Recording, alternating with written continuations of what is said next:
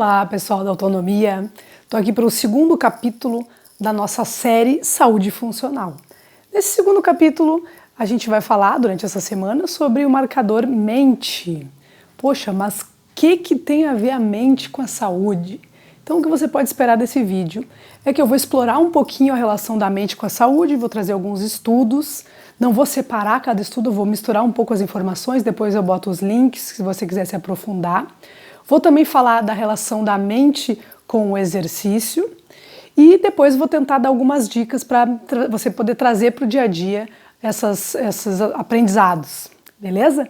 Então tá, antes de tudo, eu quero deixar claro que nós aqui da Autonomia Treinamento somos professores de educação física, a gente não tem pretensão de ser psiquiatra, de ser psicólogo, a gente não tem pretensão de atuar como médica, nada disso. A gente só está trazendo as últimas evidências, os últimos estudos que relacionam a mente com a saúde, que relacionam várias coisas com a saúde, que não só o exercício. E a gente, como profissional da saúde, a gente tem o dever de trazer e de tentar potencializar os resultados, não só dos nossos alunos, mas das pessoas que estiverem interessadas, que estiverem assistindo. Enfim, você não precisa vir treinar com a gente para entender isso que a gente vai falar e para aplicar na sua vida. Então, com toda a humildade, trazemos e tentamos expandir, transcender esse entendimento de saúde, pensar na saúde funcional, beleza? E também, mais uma coisa para ressaltar, a gente já parte desde sempre do entendimento que mente e corpo são uma coisa única. Então não adianta só a gente falar isso e trabalhar diferente, não adianta a gente dizer que a gente acredita que não existe dualismo mente-corpo quando a gente faz tudo separado, quando a gente acha que para aprender, por exemplo, uma matéria teórica eu preciso ficar sentada, ou coisas assim. Então a gente está tentando realmente ir além disso. Então eu vou começar falando sobre um estudo, tá? Primeiro vamos falar da anatomia do cérebro, para ver se vocês conseguem acompanhar desde o início, tá? Vamos pensar no cérebro como uma estrutura que tem milhões de anos. Só que tem uma estrutura que é um pouco mais antiga, que é essa estrutura que tem milhões de anos, que é a amígdala. Tá? A amígdala cerebral não é a mesma amígdala da garganta que a gente arranca, não é a mesma, tá? É outra. A amígdala cerebral ela serve para uma reação de medo e fuga. Ela surgiu na nossa evolução, não só na nossa, em diversos animais você vai encontrar a amígdala, surgiu para que a gente pudesse fugir de predadores, para que a gente saísse de situações de dificuldade. E a gente continua tendo esse mecanismo no nosso cérebro, apesar da gente já ter desenvolvido mais o cérebro. Então, o que acontece? Como ele é uma estrutura instintiva, muito primitiva, vem lá de milhões de anos, ela é muito rapidamente ativada e a gente ativa ela todos os dias em diversas situações. Como hoje em dia a gente não precisa mais fugir de um leão, como a gente tinha que fugir antigamente, quando surgiu essa estrutura, a gente ativa na fila do banco, no engarrafamento, quando tem alguma emoção negativa, sempre a gente acaba ativando a amígdala. Beleza, só que daí a gente tem uma vantagem, né? O que eu falei? Tá, a amígdala.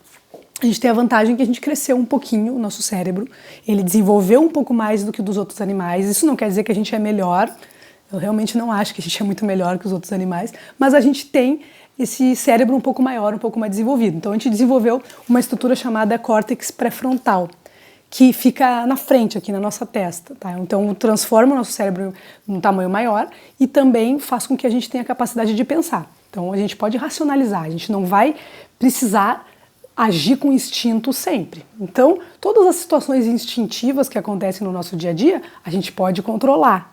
Por exemplo, alguém me fechou no trânsito. Primeira reação instintiva, a reação que vem lá da amígdala é gritar, é ficar irritado. Como eu sou um animal racional, tenho o córtex pré-frontal, eu posso racionalizar isso e pensar, nossa, que coisa idiota, deixa, tudo bem, é um saco mesmo, mas não vou gritar, para que eu vou fazer isso? É pior para mim. E aí, por que eu estou dizendo que é pior? Porque tudo isso que a gente faz instintivamente causa respostas fisiológicas a esse estresse. Lembra que eu falei lá naquele vídeo do sono que a resposta ao estresse é o aumento de cortisol? Pois é, o cortisol é o hormônio do estresse. Ele é muito bom em algumas situações, como por exemplo na hora de acordar, mas ele não precisa ser ativado de 1 em 1 hora no nosso dia, ou até menos. Então pessoas aí que são muito estressadas, ou que têm um trabalho muito estressante, sei lá, vou chutar aí bancários talvez, eu vou chutar aí pilotos de avião, pilotas de avião, pessoas que têm trabalhos estressantes e que a todo momento ativam esse sistema de medo ou fuga, né, da amígdala cerebral, acabam produzindo mais cortisol, e isso faz com que exista um aumento da pressão arterial. Isso a gente falou na série do sono. Então, isso faz com que, além da pressão arterial ser elevada, outras respostas fisiológicas podendo levar a problemas metabólicos ou problemas cardíacos. Então, já sabemos que isso causa disfunções, se acontecer muitas vezes ao longo do dia. Outra coisa, tem um estudo, agora já vou entrar nos estudos, tá? Foi feito em 1998 na revista Physiology and Health. Os caras pegaram 2 grupos de pessoas. Primeiro, deixa eu só definir uma coisa. Existem imunoglobulinas no nosso corpo que são responsáveis pela nossa resposta imunológica. Existe uma delas que é a imunoglobulina A, que ela é vista na saliva. A gente coleta a saliva e vê se tiver alto esse IgA, quer dizer que a pessoa está com uma boa resposta imunológica, se tiver baixo, quer dizer que está com uma baixa resposta imunológica, tá? Então, IgA. Nesse estudo, eles pegaram 2 grupos de pessoas. Um grupo ficou assistindo um filme sobre Madre Teresa de Calcutá, que era ações altruístas, ações com coisas positivas e causando empatia naquele cérebro das pessoas que estavam assistindo, com coisas boas. E o outro grupo de pessoas viu um filme sobre o Holocausto, sobre guerra e sobre crueldades sendo cometidas com seres humanos, causando também uma relação de empatia, porém com coisas negativas, né? E aí eles mediram a saliva desses 2 grupos no início e no fim do filme. O que eles constataram? Constataram que as pessoas que assistiram da Madre Teresa tiveram um aumento do IgA e as pessoas que assistiram do Holocausto tiveram diminuição do IgA. Isso quer dizer o quê? Que não importa se a gente está vivendo a situação. Claro que se a gente estiver vivendo, vai acontecer também. Mas os entendimentos de estudiosos hoje em dia dizem que o cérebro não sabe se é presente, passado ou futuro. Então, ou não sabe também se está acontecendo comigo ou se simplesmente é uma reação de empatia. As pessoas se comoveram tanto com aquele filme, vamos dizer assim, que isso refletiu na resposta imunológica. Então a pessoa ficou mais fechada, talvez assim, seu sistema imunológico mais forte, menos suscetível a infecções, ao contrário das pessoas que assistiram o filme de Holocausto. O que isso nos diz no dia de hoje? Que a gente está também muito exposto a coisas negativas, muito exposto a notícias ruins e a conversas negativas. Enfim, pensa aí no seu dia a dia, quantas coisas negativas você escuta, que tipo de notícia. Tudo isso diminui nosso sistema imunológico. Então pensa naquela pessoa que fica doente sempre, que está gripada uma vez por semana. Poxa, será que não tem relação com isso, com o contato com só coisas negativas e poucas coisas positivas? Então fica aí um alerta, uma coisa para a gente pensar. Beleza, então já viram que tem relação com a saúde, a mente tem relação com a saúde. Então uma coisa que a gente vê, uma coisa que a gente pensa, pode dar relação no nosso sistema imunológico, tá? Isso porque eu estou falando de uma reação só. Então, vamos pensar agora com relação ao exercício. Esse estudo aqui, que não está aqui o nome, mas um estudo que foi feito também para relacionar a cognição com a motricidade, mostrou que os seres humanos desenvolveram então esse cérebro um pouco mais evoluído, né, o córtex pré-frontal, e que todas essas estruturas, tanto do bipedismo, né, caminhamos em 2 pernas, quanto a motricidade se desenvolveram juntas. Então existem áreas no cérebro próximas em que essas 2 funções estão sendo desenvolvidas. Então isso mostra mais uma vez que a gente não tem como separar mente e corpo. Então nosso cérebro, as áreas de cognição, as áreas que a gente aprende coisas cognitivas, vamos dizer assim, tá junto com a área de motricidade. Por que então que a gente tem que ficar sentado para aprender alguma coisa? Tudo bem, pode acontecer. Pessoas podem sentar para aprender coisas, não é isso que eu estou dizendo. Eu estou dizendo que, por que a gente sempre separa mente e corpo?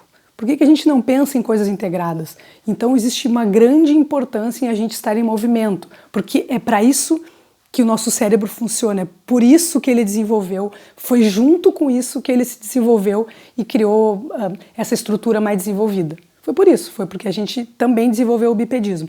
Então é muito importante que a gente se mantenha ativo. E aí, claro, se a gente for pensar no sistema de medo, sistema de fuga durante o exercício, isso vai ser pior, né, para o exercício. Então, se a gente está sempre nesse sistema de instinto, né, e ativando mais a amígdala, a gente não vai conseguir tirar todo o proveito daquele exercício. Imagina isso no esporte de alto rendimento. Se a pessoa não conscientizar e não estiver presente naquele momento, estiver sempre na adrenalina, aquilo ali pode não ser muito positivo em alguns esportes.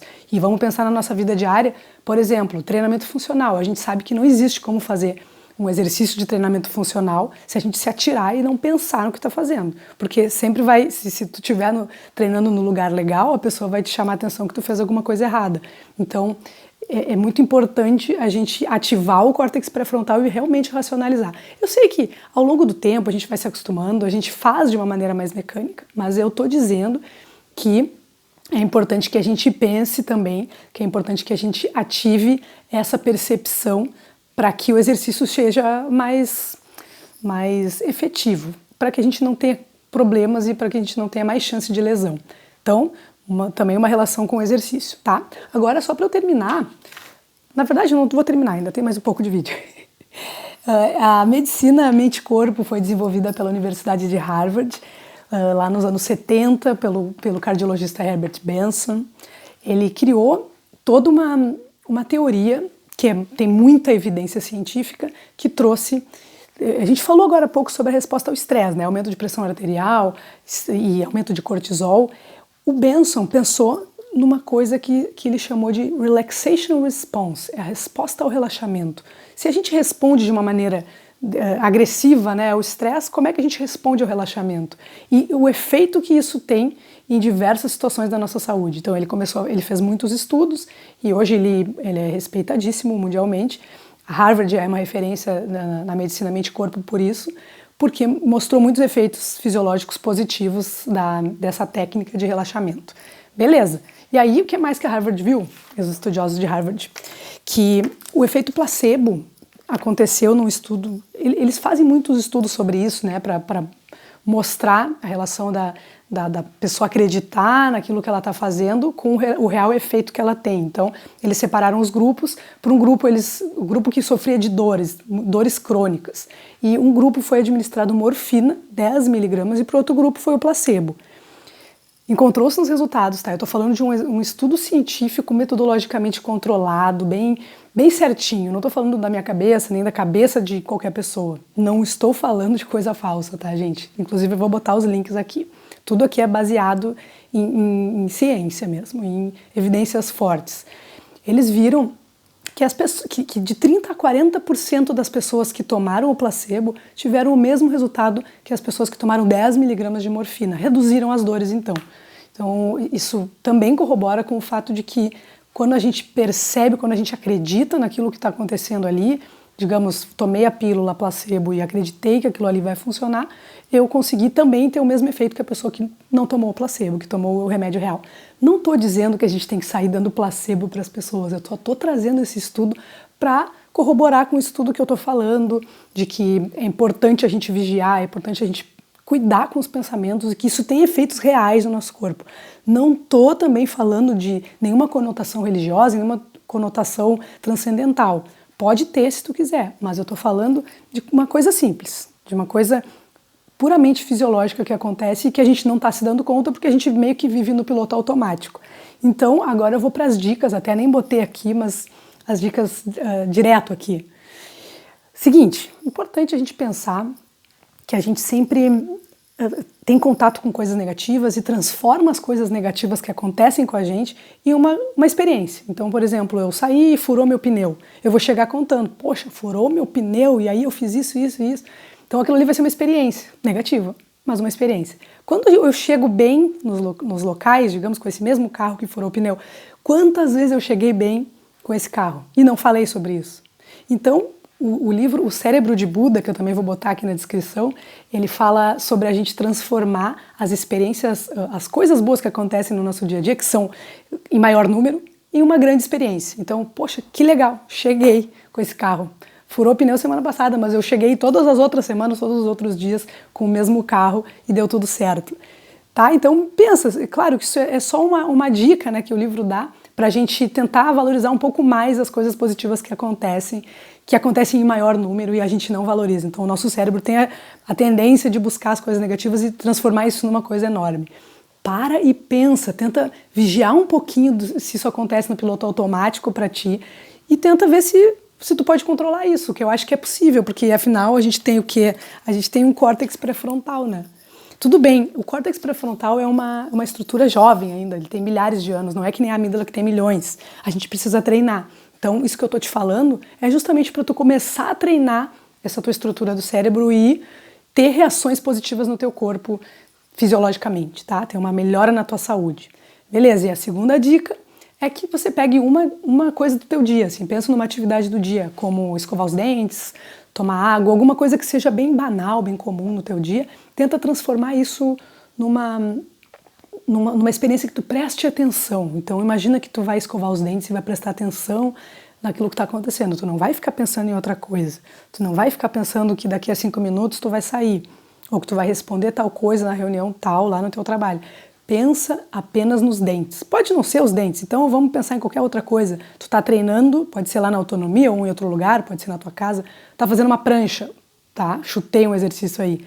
Imagina que se tu pensar em cada músculo que está contraindo, tu pensar na tua respiração, tu ativar os teus sentidos para aquela experiência, aquilo ali é uma maneira também de tu treinar o córtex pré-frontal e ficar mais preparado para situações em que tu precisa te controlar, né? Que tu tem que ter racionalidade. Então essas são as duas dicas. Ao longo dessa semana a gente vai falar mais. Inclusive eu te dou um spoiler, na quinta-feira a gente vai ter entrevista com o Dr. Fábio Mor, que vem trabalhando a medicina mente-corpo, tem a formação em Harvard mais de 20 anos já.